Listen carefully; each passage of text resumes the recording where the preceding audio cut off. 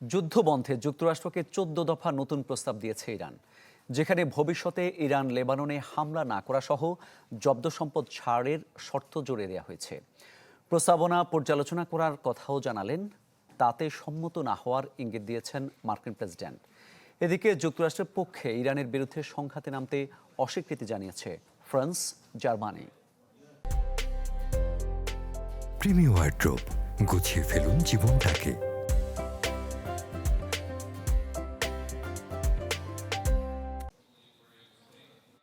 যুক্তরাষ্ট্র ইরানের দর কষাকষির মাঝে এখনও অনিশ্চয়তার দেয়াল।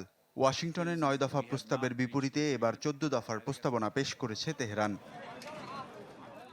১৪ দফায় তুলে ধরা গুরুত্বপূর্ণ সব শর্তেই ঘোর বিরোধিতা আছে ওয়াশিংটনের। কেননা প্রস্তাবনা অনুযায়ী ইরান চায় ভবিষ্যতে তাদের বিরুদ্ধে কোনো ধরনের সামরিক হামলা চালাতে পারবে না যুক্তরাষ্ট্র। আশপাশের অঞ্চল থেকে প্রত্যাহার করতে হবে মার্কিন সেনা, নিষেধাজ্ঞা হটিয়ে ছাড় করতে হবে জব্দ সম্পদ। এছাড়া লেবাননে হামলা বন্ধ সহ যুদ্ধের ক্ষতিপূরণ দিতে হবে ওয়াশিংটনকে। হরমুজ প্রণালী নিয়েও বেশ কিছু পদক্ষেপের কথা তুলে ধরা হয় প্রস্তাবিত ১৪ দফায়।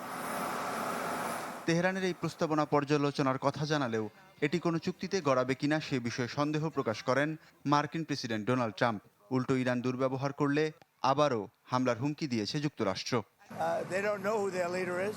ইরান সমঝোতায় আসতে চায়, আসলে তারা বিভ্রান্ত, তাদের কোনো নেতা নেই, তারা জানে না কে তাদের দিক নির্দেশনা দেবে। তবে এটা বলতে পারি, তেহরানের আচরণ পছন্দ না হলে আমরা আবার হামলা চালাবো। দুপক্ষের এই দর কষাকষির মাঝেই মার্কিন নৌবাহিনীর অবরোধ এড়িয়ে ২২ কোটি ডলারের বেশি মূল্যের অপরিশোধিত তেল নিয়ে এশিয়া প্রশান্ত মহাসাগরীয় অঞ্চলে পৌঁছেছে ইরানি সুপার ট্যাঙ্কার। জাহাজটির নাম হিউজ। এটি প্রায় ১৯ লাখ ব্যারেল অপরিশোধিত তেল বহন করছে।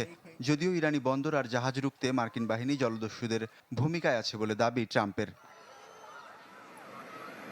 এদিকে মধ্যপ্রাচ্য সংঘাত ঘিরে বৈশ্বিক কূটনৈতিক তৎপরতা চালিয়ে যাচ্ছে ওয়াশিংটন তেহরান দুপক্ষই। ইরানকে দমাতে যুক্তরাষ্ট্র মিত্রদের কাছে সাহায্য চাইলেও এখনও সবুজ সংকেত দেয়নি কোনো দেশ। ইরানের বিরুদ্ধে যুদ্ধে অংশগ্রহণের সম্ভাবনা নাকচ করেছে ফ্রান্স। সংঘাতে সরাসরি হস্তক্ষেপে রাজি নয় ইউরোপের ঘনিষ্ঠ মিত্র জার্মানিও।